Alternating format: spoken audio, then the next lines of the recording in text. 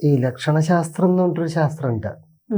അത് സുബ്രഹ്മണ്യൻ എഴുതപ്പെട്ടു എന്നും ആ സമയത്ത് ഗണപതി വന്ന കലഹമായി എന്നും അങ്ങനെ ശിവൻ അത് കണ്ടിട്ട് കടലിലെറിഞ്ഞു എന്നും പിന്നീട് വരുണൻ അത് എടുത്തു കൊടുത്തു എന്നൊരു കഥ ഉണ്ട്.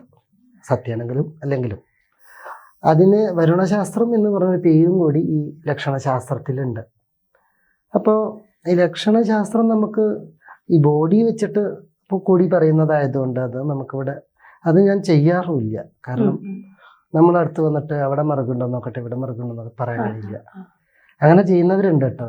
പക്ഷെ എനിക്കതിൻ്റെ ഞാനത് ഇതുവരെ ചെയ്തിട്ടില്ല, അങ്ങനെ ഉദ്ദേശിക്കുന്നില്ല. ഇപ്പോൾ ഞാനും കേട്ടിട്ടുണ്ട്, ഇപ്പം മുഖത്ത് മറുകുണ്ടെങ്കിൽ അങ്ങനെ കുറച്ച്, പിന്നെ കാണാമറയത്ത് മറുകുണ്ടെങ്കിൽ ഭാഗ്യമുള്ളവരായിരിക്കും എന്നൊക്കെ കേട്ടിട്ടുണ്ട്.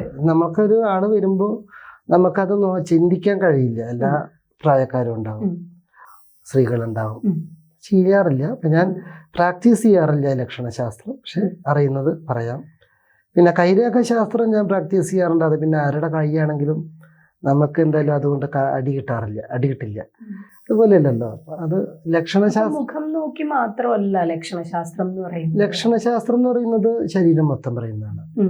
സമ്പൂർണ്ണ ജാതകം സാധാരണ ജാതകമല്ല, സമ്പൂർണ്ണ ജാതകം 75 പേജുകൾ അടങ്ങുന്ന സമ്പൂർണ്ണ ജാതകം 250 രൂപയ്ക്ക് ഇനി നിങ്ങളുടെ കൈകളിലേക്ക്. അതിനായി നിങ്ങൾ ചെയ്യേണ്ടത് ഇത്രമാത്രം: താഴെ കാണുന്ന നമ്പറിൽ ബന്ധപ്പെടുക.